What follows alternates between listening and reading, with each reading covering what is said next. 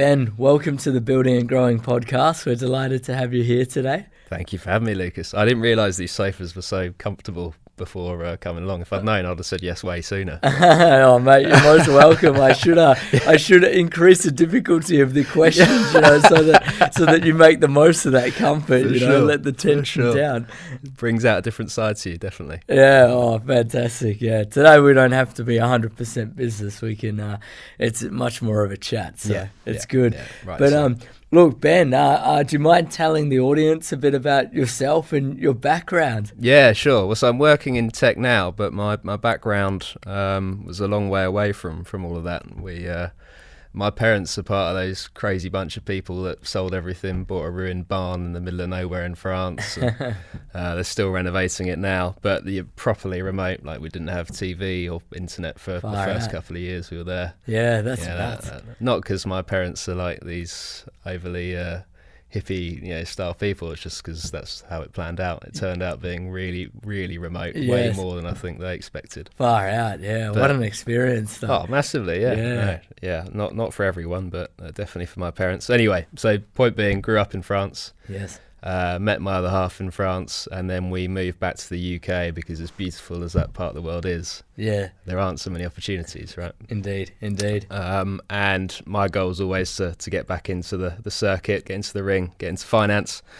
So I did. Joined a traditional deliverable FX brokerage. Yes. Weirdly ended up helping the type of people that, like my parents, were buying in France often. So fantastic. That was the trick there. And then the bridge into tech, I suppose, came when the company itself was trying to work out how the hell are we going to keep up with these fintech firms. Yes. So that's where the tech journey started. Fantastic. Have I missed anything out there in backgrounds? I mean, I could tell you some crazy travelling stories, but actually I don't know whether I want to share them with the world. So. That makes sense. No, better safe than sorry, I think. But no, that sounds fantastic. And can you tell us a bit about, the FX market? Because I think everybody, thinks, maybe I'll use Revolut, maybe I'll use TransferWise, save a bit of money when the FX is converted. But, you're talking about much higher ticket sizes. You're talking about people buying houses and, potentially sending their life savings to another country. Yeah, so the dynamics are completely different, right? The emotions involved with that kind of decision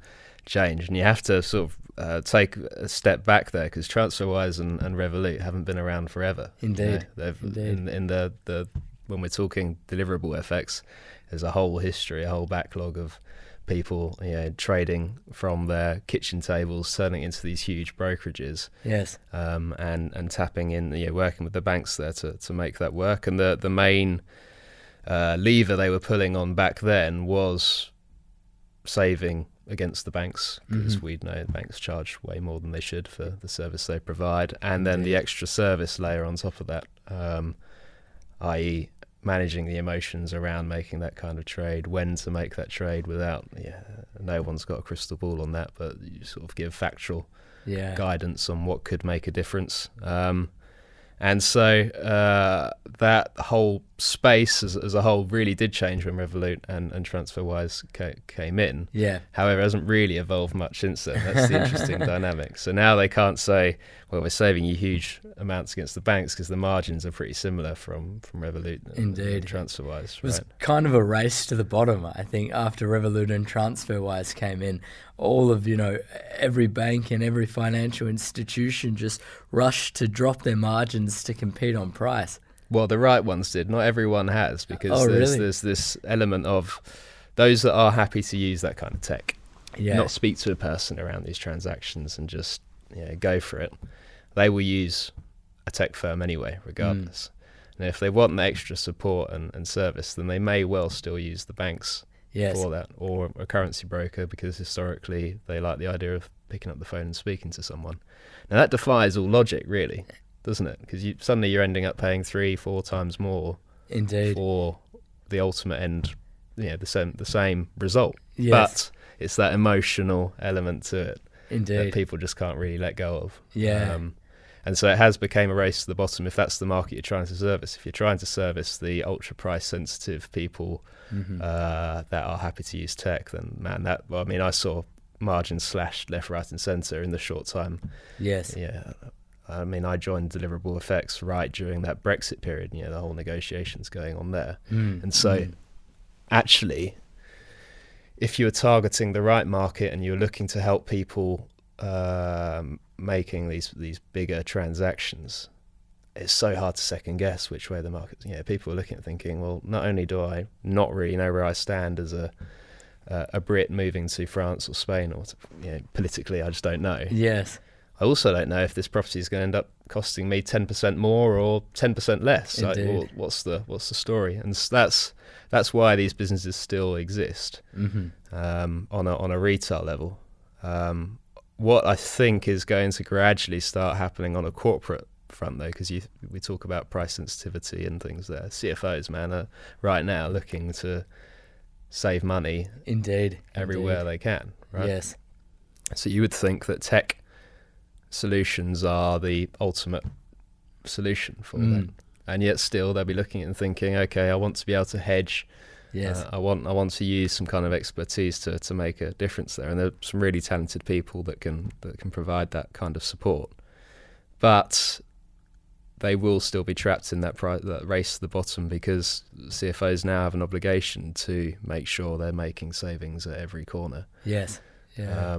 And the interesting thing is the tech's become so, the plumbing in FX now all comes back to the same providers. So actually the marginal gains from one broker to the next are minimal. They're all buying at the same level. So it's whether or not they're willing to believe the fluff that the sales guys come out with to retain that business. So I guess to summarize that, from a self-service basis, it's a race to the bottom. However, if you want that extra premium, if you want somebody that you can pick up the phone and have a chat with, then that's where those extra basis points are going to come in.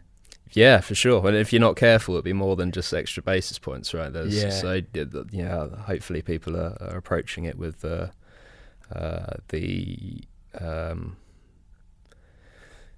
knowledge that you should always have something to lean back on, and maybe use the tech offering as a benchmark. So you say, well, I know I can get this price from here. I'm relying on you to give me some extra guidance. I'm willing to pay a bit more for that, but I have my limits, sort of thing. That's how I would be approaching that conversation.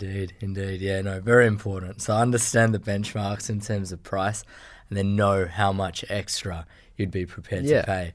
Because these places aren't charities, right? They need to make sure that they're getting a return on their time and helping you overcome these things. So I do wonder how both sides of that fence will react. I think it takes a bit of creativity to make sure you've got a place in the market over the next 18 months. Indeed.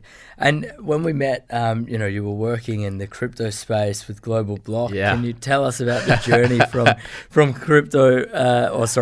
Global Block to Superscript? Superscript, sure. Well, so the switch to crypto came just because I remember being hooked by a lot of the attention around the space anyway.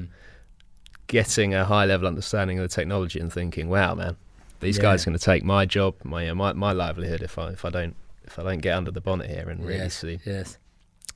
So I thought it'd be a really good idea to make that jump right when our first son was born and give myself the extra grey hairs, and join that. And I was lucky enough that Global Blocks, one of Global Blocks' founders, was from the Deliverable FX space initially. Okay. So I knew he would sort of have a similar ethos, the things that would make a difference potentially. It was a great experience. Sort of, ended up having a lot of conversations with people that were trying to service a similar market, trying to build that level of knowledge around the technology available. And although it was extremely difficult because it's still so young, the whole offering is really immature, and it taught me that actually a lot of the things that held me in good stead initially, and I got lucky learning off some great people, wouldn't necessarily work in this game. And you have to start to evolve from there. Now, crypto took its turns, and actually regulation was a big struggle on our side, because suddenly we couldn't access the markets we were meant to. Yes. And I ended up joining Superscript, so tech business insurance specialists. Fantastic. Mainly because I got the guys to join on one of my podcasts, much like this. I remember having a great time with Dan and Denny there, and we stayed in touch on it from a partnership perspective. But they, weirdly, right when I handed my notice in at Global Block, I think a week later, they got in touch. Not that I put it was just the way the world. Sometimes got lucky. Fantastic. Join them. Yeah, excellent. Well, tell us more about Superscript. What makes them different from the other insurance providers in the market?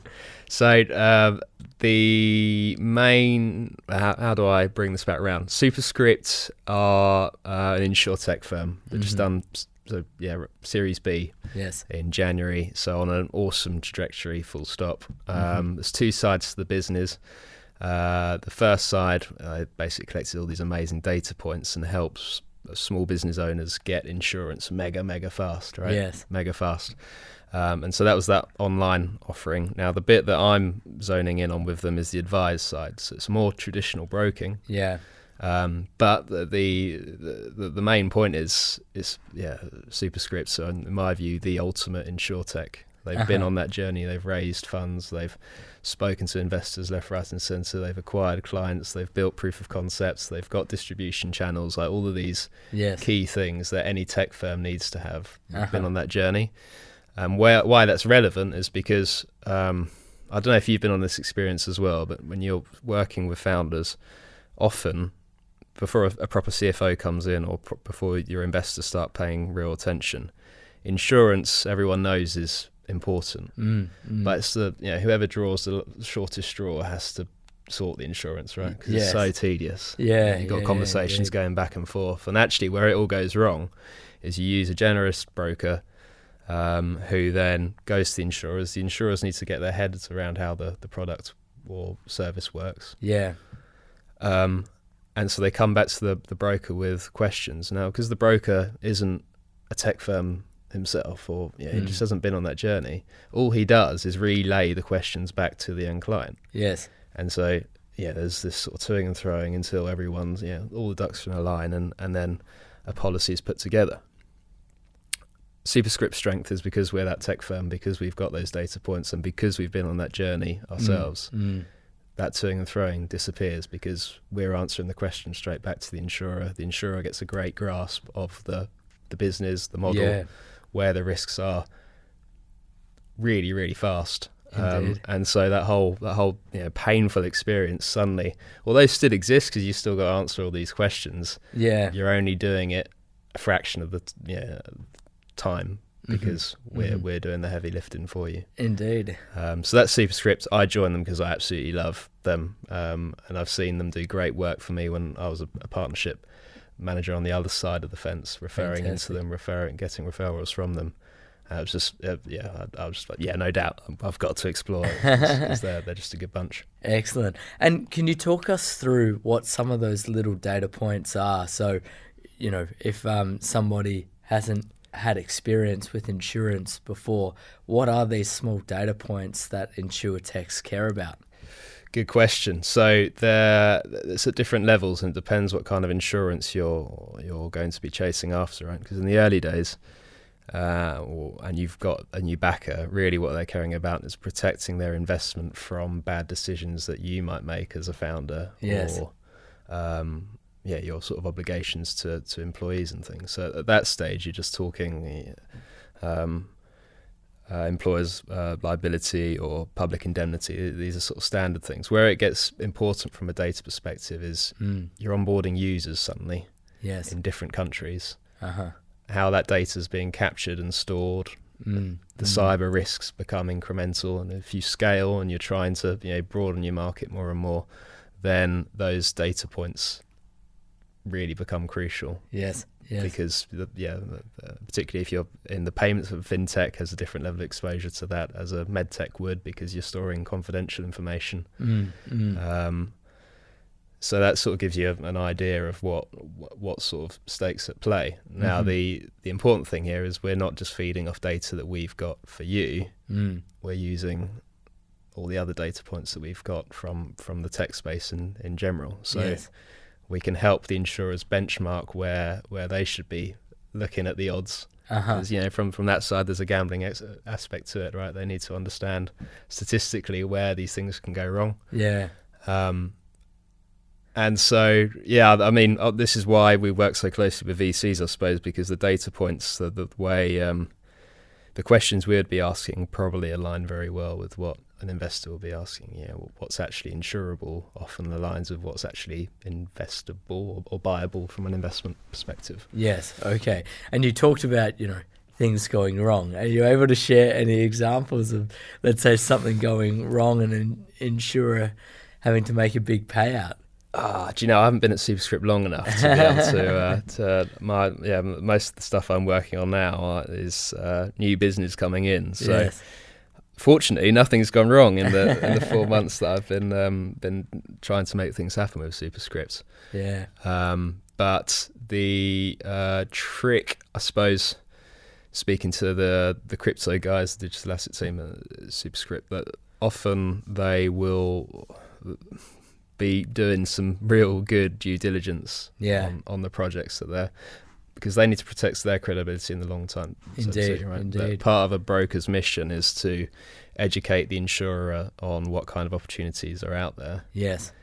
And if you bring a load of crap across, that insurer won't give you the time of day again. Indeed. And what can that due diligence process look like? So there's initial.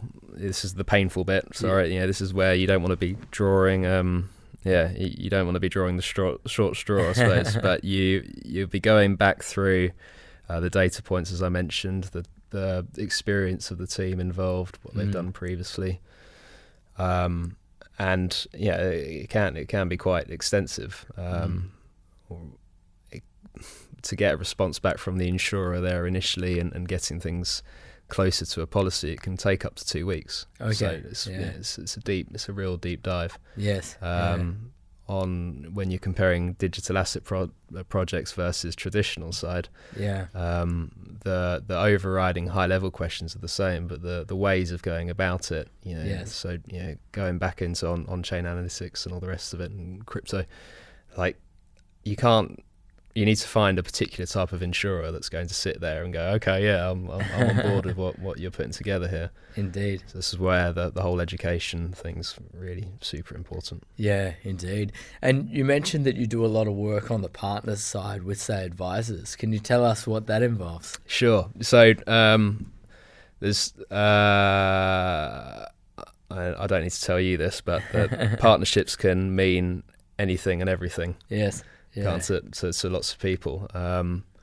Part of my focus, just from making mistakes previously, is being crystal clear on the type of conversation you want at the other end. Now, if your strategic objective is we want more clients, more revenue, you need to understand what journey you want those clients to be on, even before they talk to you.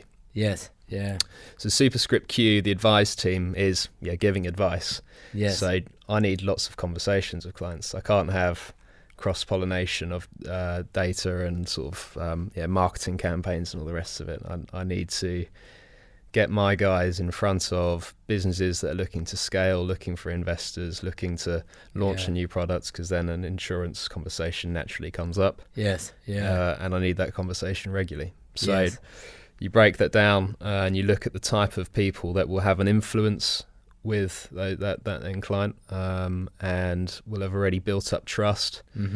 They ultimately would know the right questions to ask you back the other way to make sure you're not some Tom, Dick and Harry just walking around saying you know what you're doing. Yes. Yeah. And if you can find those guys, then you're onto a good path. So that's been my gig at Superscript so far. We do a lot of work, and before I joined, they focused on VCs quite a lot. And the trouble then there is, okay, well, what kind of conversation do you expect the VC to have with the end client? Do they really have that kind of control? So you need to sort of broaden it a little bit, particularly in this current market where maybe VCs are going to be more cautious about the projects they're joining up, and maybe they might want to palm off some of the due diligence work they do to us. Okay. Because if we can find an insurer, that automatically means the risk level behind the project is more compelling. Indeed. So there's a joint strategic objective there, something that makes sense. Let's hit them with that message. Yes. And then the others are your classics. Anyone that works in partnerships will be spending lots of time with accountants, lawyers, external consultants, in the insurance space, something I'm exploring now, and I'm venturing into the wonderful world of compliance specialists. Okay, fantastic. Something I didn't touch on much before. We were more often than not crying every time we'd speak to anyone that works in compliance in the crypto game. So that's been the adventure to date. Fantastic. And can you talk about what the sort of key success factors of a partnership are? Yeah, okay. So I touched on that first one. There has to always be a crystal clear joint strategic objective. Because, I've been there. I've worked jobs and spent years of my life running around just asking for referrals left, right and centre, digitally or in person. And I realised now, or definitely at the time after confronting myself and having a good look in the mirror, that actually that only gets you so far. So nailing a joint strategic objective suddenly moves the needle, because you're calling up and you're saying, okay, I need to understand I understand exactly what you're trying to achieve. These are the ways I'm going to do it for you. Yes. Go out of your way every day. That's your game. You're going there to help them achieve that. And then the clients and the growth, and if that's your objective person, your side will come in time. Indeed. So that's the first step. The second thing would be who you're talking to within these businesses, and how you're approaching them. Yes. It has to be scientific, but basically it can't just be Monday I'm going to line up loads of coffees to meet with people on Tuesday, and then those that can't make the coffee will probably up for beers on Thursday, and then we'll sort that, and then on Wednesday I'm going to do all my cold calling, and just if you're scattergun like that, it doesn't work. So you're better off just surveying, canvassing the people you're trying to go after and understand what makes them tick. Yes. And then do that 100% of the time. Yeah, for sure. Those are the two magic pills, or whatever you want to call them, to make partnerships work. Indeed. So really understand exactly what what your partner wants to achieve, and then help them achieve that, and then be very scientific and perhaps data led about how you will engage with each individual stakeholder. 100%. So actually the third piece is, although you're being scientific and almost dehumanizing the process of your day to day, when you're in the moments, when you're engaging with your partners, you have to be way more normal than most people seem to be out there. You get approached on partnerships or joint ventures all the time, and they'll suddenly start pitching you like you're in Dragon's Den, and Indeed. And actually you just got a human at the other end of the table that's trying to achieve whatever they're trying to achieve. Yes. Just help them with that, and be normal along the way, because it's really hard to trust someone that's gunning you from word go, I suppose. That's it. And I know, like, when it comes to buying software, a lot of the time they say you're actually not necessarily buying the software. A company A is not buying software B. It's, the representative from company A is buying, the relationship they have with, the representative from company B. It's true. But I suppose the challenge there is,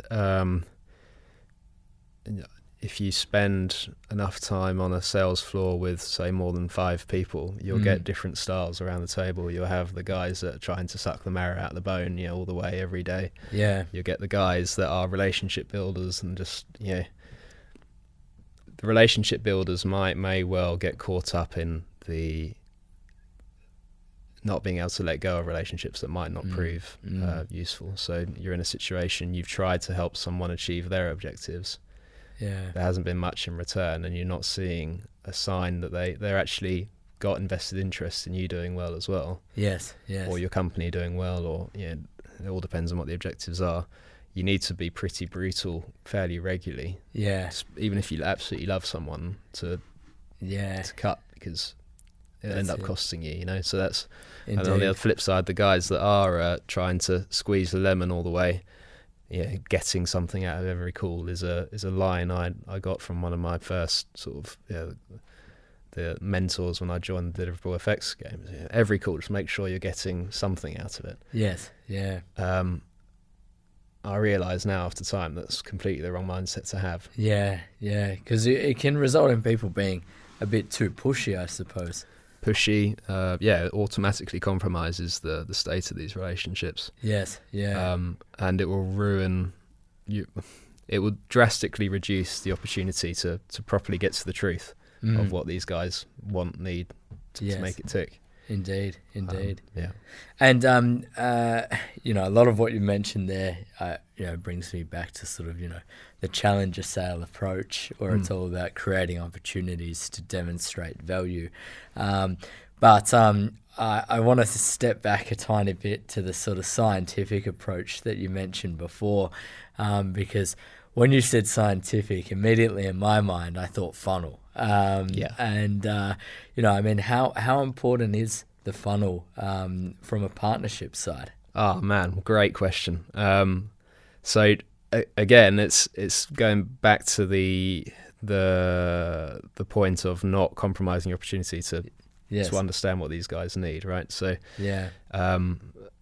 for you to even have that safe conversation with someone, for them to really tell you what they need and what they're trying to achieve, like actually, not the superficial response. The thing that really makes a difference. They need to have spent time seeing your name about, completely buying into the fact what you talk about. Yes. Yeah, and you're the real deal. And then they might make the decision of, I'm going to give this guy the time of day, and I'm going to try. I believe this person can help me achieve what I'm trying to achieve. I believe this person can help my business achieve what it's trying to achieve. So I'm going to have that chat. Yeah.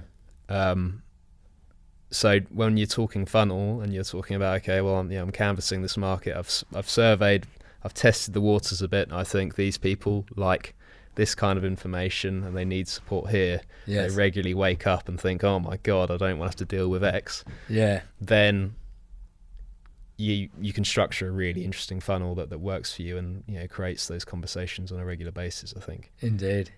I just the frustration is that lots of partnerships guys are going to work, you're joining the circuit. Yes. And they're not doing any of that work. Indeed. And they're being told to outreach. Yes. Directly. Tell them to get referrals against giving people money. Yeah. And off you go. Yeah. It seems nuts, right? But that's it. And certainly both of us have podcasts, and we let's say post a little bit on LinkedIn. But what are the other ways that partnerships people can sort of, let's say, speak to their audience in a non, let's say, salesy way? So the classic networking events are always useful. It's nice to be doing them again since COVID and things dropped that back. You have to be quite scientific about how you approach that, because you could end up trying to get key speaker opportunities and or go charging around from stand to stand without really knowing how to lead that conversation. Yes. So there's your first, I suppose, opportunity. The second one is, and it's the go-to that I've used every time I've tried to attack a new market. It's definitely when I've taken on new jobs, or I'm trying to help someone joining my team build up a base quickly. Yes. It's kind of going back through your network and asking for introductions. Yeah, true. Like rapidly. True. Yes. Because what you're doing there is you're leveraging your your own intimate network, people that trust you and love you or have worked with you previously. Yeah. They know your character, they know your values, they know that I've got no problem putting Lucas in front of this person, because either if it doesn't work, he will have tried to find a solution for them in another way, and you just know that relationship will be protected. So that's got to be the go-to. Network events are another way. But we're so lucky, right, that you can do podcasts. Yes. These things can be organised so quickly. Indeed. You can do posts on LinkedIn. You can cross-refer on LinkedIn so easily. Yeah. I think it's bonkers that people don't try and spend more time networking in that way, because it just accelerates the whole. That's right. The whole game, and you've built a funnel for free. Yeah, exactly. I mean, organic impressions. It's a way to speak to many people without actually having each one of those conversations. If you can get 1,000 impressions in a day, that's 1,000 touch points that, apart from recording the video or writing the post, you haven't had to do all of them. It's sure the easiest way to scale. Or even if it doesn't matter how many views you're getting on these things, it's just incremental over time. You are building up some kind of attention and interest at the top of that funnel, which indeed fantastic. And you're testing things, right? You can test a message, you can test a pain point, you can survey on LinkedIn for free. Yeah, that's true. I don't do enough of surveys on LinkedIn. I've never done one. I should though. Yeah. It just makes sen's. And then the people that are engaging on the back of that, you reach out, you say, thanks for engaging on it. Do you know anyone that might be interested in this? And off you go. It's a fantastic it's partnerships way. 101. Yes. That should be leveraged more, not just by partnerships people. I think anyone working in sales should have a little look at themselves sometimes. And that's it. Yeah. Ben, I want to quickly jump back to closer to the beginning of the podcast. You mentioned that you were helping out people who were buying, say, properties overseas, so more high net worth type of individuals. How does selling into high net worth sectors differ from, let's say, more volume mid-market sales? So from a partnerships perspective, it's quite easy to answer that question, because all you're doing is you're switching your distribution channels to something that's way more focused on that market. Now, how you build credibility with that end partner is slightly different, because their incentives are, instead of the mid-market influencer who might be interested in a revenue share and all this sort of things. Yes.